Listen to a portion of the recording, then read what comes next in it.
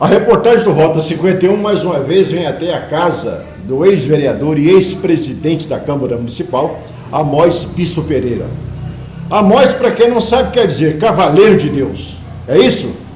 Então você vê que nós estamos sempre bem acompanhados. E na realidade, Amós foi o homem que conseguiu, o homem que construiu a Câmara de Vereadores de Eunápolis. Essa Câmara atual. Porque antigamente a Câmara vivia de aluguel de lugar em lugar e Amós decidiu construir a sede própria da Câmara Municipal de Eunápolis. E teve do seu lado vários vereadores, dentre eles faleceu recentemente Zinho, que foi seu colega de Câmara.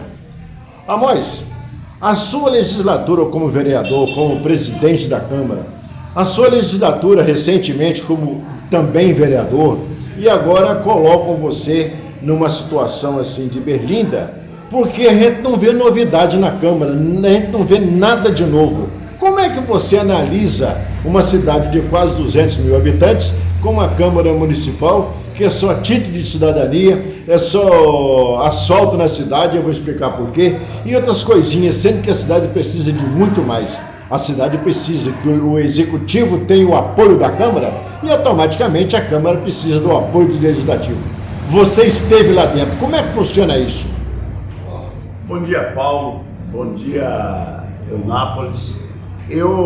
Paulo, a sua pergunta ou as suas perguntas são pertinentes, são muito boas, próprias no momento. Muito obrigado. Certo?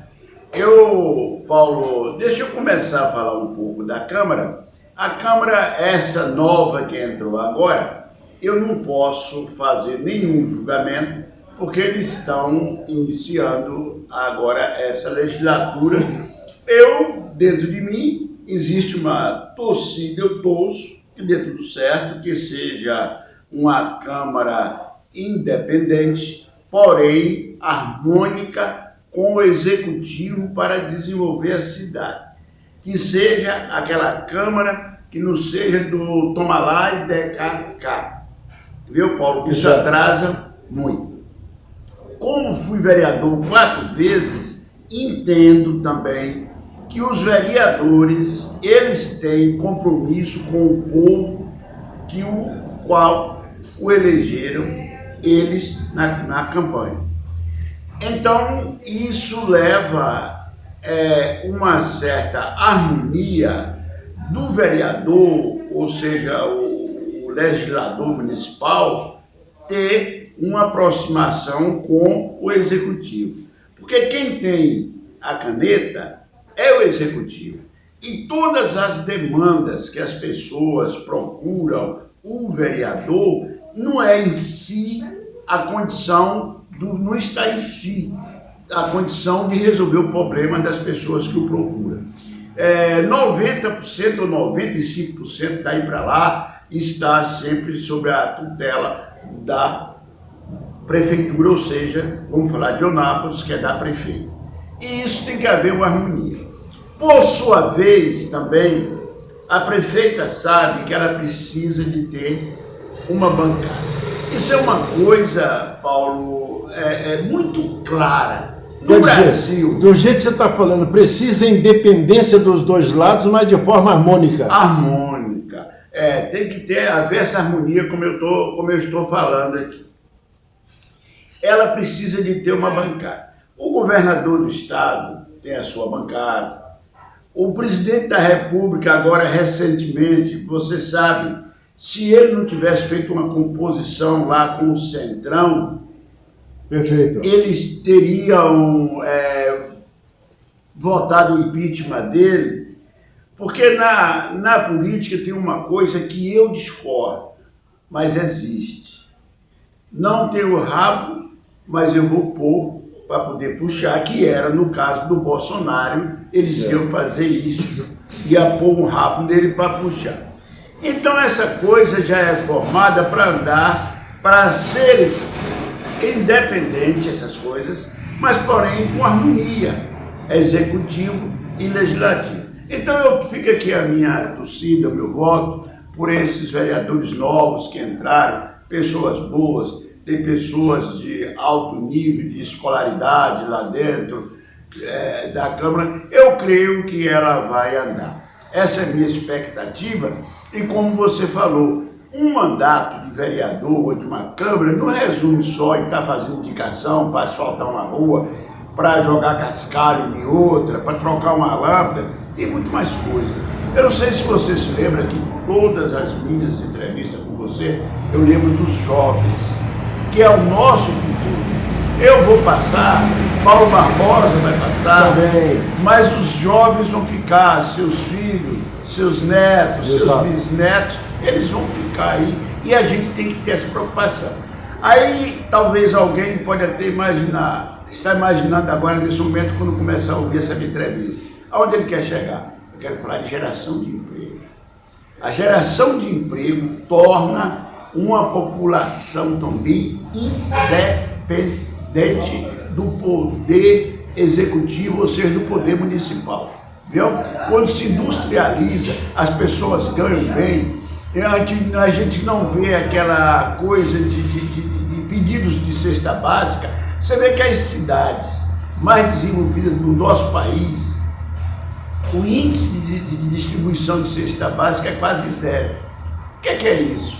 É porque o pessoal, ninguém vai pedir uma cesta básica por sentido de exploração. Ninguém vai pedir uma cesta básica por brincadeira, vai pedir por necessidade. Perfeito. E se ele tem um emprego, ele acaba com essa necessidade. Por isso que eu primo pela industrialização do nosso município. Agora, recentemente, a prefeita, quero até aqui aproveitar, prefeita, dar os meus parabéns, essa forma que a Vossa Senhoria recebeu aqui, ou seja, a Vossa Excelência recebeu aqui o presidente da Indiana, que vai construir aqui uma central de distribuição, vai abrir novas farmácias, e que nós sabemos que a Indiana ajudou muito nossa cidade com preços bons. Geração de emprego, né? Gerações de emprego que está vindo aí. Então, parabéns, prefeito. Isso já é um pontapé inicial que a Vossa Excelência está tomando. Eu bato palma para a senhora, prefeito. Amós, você como foi um dos primeiros vereadores e presidente da Câmara, existe uma pergunta que eu quero te fazer. A Câmara tem um regimento interno e tem a lei orgânica. E pelo que eu tenho visto, nenhum vereador tem interesse de pegar o regimento interno nem a lei orgânica para dar um direcionamento aos seus mandatos.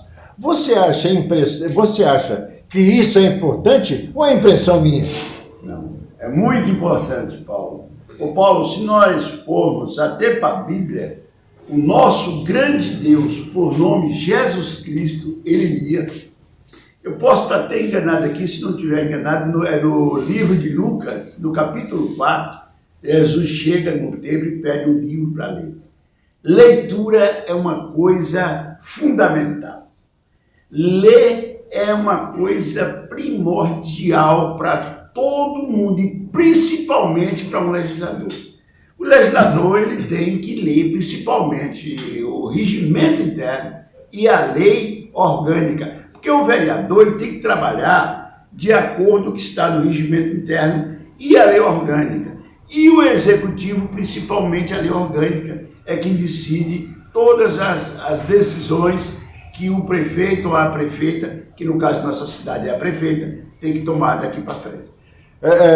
Eu quero avisar para quem está vendo essa entrevista que nós estamos sem máscara aqui, mas nós estamos mantendo o distanciamento legal, né? Isso. Porque é uma necessidade. Por falar nisso, tem até um ouvinte aqui, né? Um amigo de Amós está aqui, deixa eu mostrar ele aqui, está aqui sentado do lado, ouvindo Amós dar a sua entrevista, e isso é muito bom, porque isso diz assim, ele não está sozinho, né? Como nunca esteve. Verdade. Amós, outra coisa, nós temos uma pessoa na Câmara, que eu vou fazer uma entrevista com ele, chamado Milton Guerreiro, que você conhece de perto. Ele pode ser chamado, considerado enciclopédia legislativa, ou então receber até um título de honoris causa legislativo. Milton Guerreiro, como um funcionário antigo, desde a primeira Câmara, desde a emancipação da cidade, é uma peça fundamental para a Câmara Municipal. E praticamente é uma pessoa pouco consultada, mas ele entende muito e sabe o que a cidade precisa. Eu estou dizendo isso porque muitas vezes o sujeito ele faz um projeto pedindo asfalto, por exemplo, mas ninguém vai até o presidente da República ou o governador do estado pedir para ele o esgotamento sanitário, que já foi pedido uma vez. O vice-governador João Leão teve em Eunápolis, prometeu esgotamento sanitário, disse que na Câmara Municipal, disse que na Caixa Econômica tinha 170 milhões, e esse esgotamento sanitário não saiu. Na época de Neto Guerrieri, o Jurandir Leite, diretor de patrimônio, escolheu todas as elevatórias para que fosse feito e não foi. Então não adianta pedir asfaltamento para a cidade sem esgotamento sanitário. Parece que agora é lei federal. E como é que você vê? Se você fosse hoje vereador, seria uma das suas lutas o esgotamento sanitário em qualquer instância estadual ou federal? Ô Paulo, para mim não perder a linha e não deixá-lo de fazer referência aqui um grande homem, uma enciclopédia do Legislativo de Eunápolis, o Milton Guerreiro. Milton Guerreiro, inclusive, foi quando eu fui presidente, a primeira vez, da Câmara, que eu era o vice-presidente, e Zinho, que agora Deus o chamou, o Miguel Carvalho, quando ele se acidentou, eu assumi a presidência e trouxe o Guerreiro para ficar ao meu lado. E sempre aconselhei e continuo aconselhando todos os legisladores novos que entram na Câmara, vai lá e... Tem que tomar benção de tio. Tira o chapéu para ele, porque está bem assessorado. Estou meio chateado com você, Guerreiro, esqueceu de mim, mas eu não esqueço de você, não. Nunca vou deixar de falar da sua competência, do homem que você é, o pai de família. Enfim, Guerreiro, você dispensa comentário, você é um cara bacana. Em casa ele fica cuidando das orquídeas, fica compondo música e tocando a sanfona. O Guerreiro, eu tenho uma coisa, quando eu comecei a conhecer a Guerreiro, a gente saindo daqui para Porto Seguro, eu, Guerreiro e o Miguel Carvalho, que Deus o chamou anteontem, e Guerreiro falou uma coisa que eu dei muita risada e nunca esqueço, ele falando do tubarão. E ele disse assim: agora, moço, todo dia o povo come um tubarão. O dia que o tubarão come um é uma confusão que ninguém comenta. O Milton Guerreiro tem muita coisa para a gente aprender com ele. E aí agora, voltando, sobre o esgotamento sanitário, nós tivemos aí um vereador que lutou no mandato dele aí aos 8 anos, o J. Batista. Eu não sei se você se lembra na entrevista, a última ou a penúltima entrevista que eu fiz contigo aqui, eu citei isso, que foi uma luta, e que ele até dizia que Eunápolis parecia um queijo suíço exato, em cima das fossas. Essa entrevista está no arquivo do Rota, hein? Pois é. Então eu falei isso, mas também disse que toda época de eleição, os governadores, deputados e todos os segmentos políticos vinham com esse dinheiro que estava prontinho, estava na goteira para cair, para fazer o esgotamento sanitário. Desde o primeiro governo que Eunápolis teve o primeiro prefeito, que foi Gidiel Sepúlveda Pereira, e nunca sai. Eu espero em Deus que agora, com essa nova gestão aí da nossa prefeita Cordélia Torres, que ela, como ela está bem como é que diz assim, muito bem amparada. E pelos bons deputados, bons assessores, que vai correr atrás desse esgotamento sanitário para Eunápolis, porque Eunápolis já não é mais uma cidade pequena. E o slogan agora que a prefeita implantou, Eunápolis nasceu para ser grande e vai ser grande. Eu quero até, Paulo, aproveitar aqui esse momento. Deixa eu só falar um negócio aqui. Você vai completar o seu pensamento e depois quero que você deixe a sua mensagem como cidadão e como legislador que você foi, para que Eunápolis possa saber as ideias e os ideais de um homem. Isso. Você quer que eu já comece falando? À vontade. Paulo, eu sempre tenho uma coisa, naquela entrevista também que eu dei, a você, que é a única pessoa que me entrevista aqui, eu tenho esse privilégio. E eu Aliás, é a terceira ou a quarta, né? E eu fico muito grato porque sou entrevistado por um cidadão de bem. Obrigado. Eu conheço Paulo Barbosa. Muito obrigado. Eu não estou falando de Deus, eu estou falando de Paulo Barbosa. Perfeito. E se eu disser que Paulo Barbosa não tem defeito, eu estou falando de Deus, que só quem não tem defeitos, é Deus. Ou falhas, quer dizer, é Deus. Exato. Eu tenho as minhas, tem a sua. Mas se jogar no meio de todos os homens, você é um cara honesto. Eu lhe conheço. Obrigado. Um cara honesto, pessoas dignas, você não vende reportagem, você é um homem digno, você luta pelo pão de cada dia para criar sua família e rala muito por esse Brasil afora. Eu quero aqui lhe agradecer. Muito obrigado, Márcio. Por essa entrevista. E eu quero dizer que meu sonho era ter sido conduzido mais uma vez ali naquela Câmara, um prédio que eu construí, e não tive o prazer de ser presidente nenhum dia ali. Mas prestei o meu papel e torço que tudo venha a dar certo. E com um detalhe importante, não teve contas rejeitadas e não ficou fora da política por determinação judicial. Exatamente, Paulo. Muito bem lembrado. Ô Paulo, com relação agora, eu fiz de tudo para ser um bom legislador. Não sei. É que as pessoas têm que aprender a votar ainda. Quase todas as eleições, o eleitor comete injustiça. E isso vai ser sempre assim.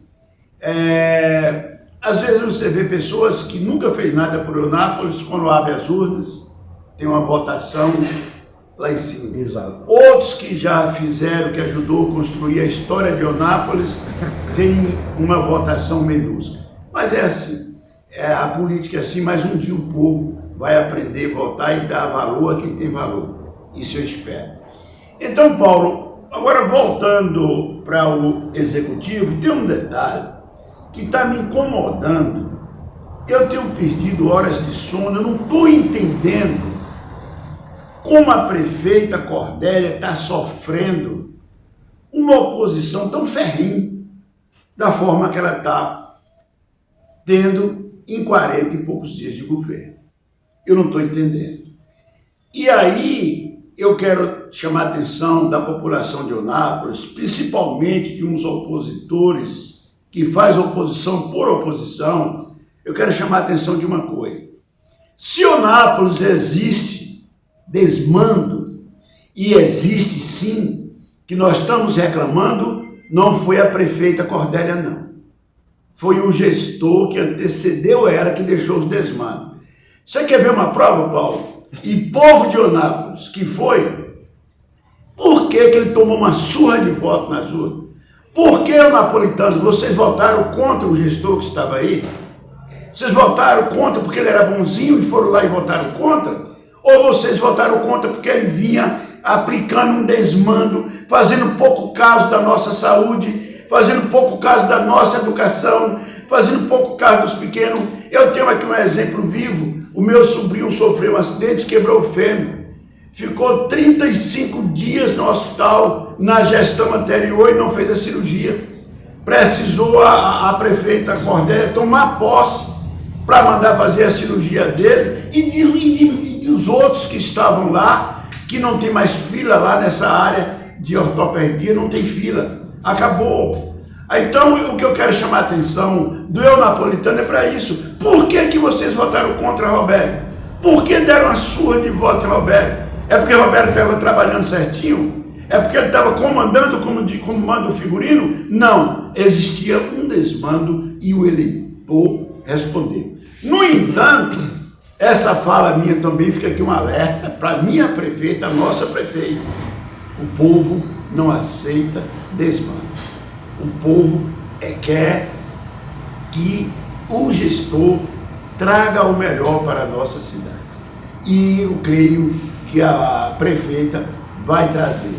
E daqui a 4 anos, se ela resolver sair para uma reeleição, vai sair de cabeça erguida. Agora, vamos dar um tempo.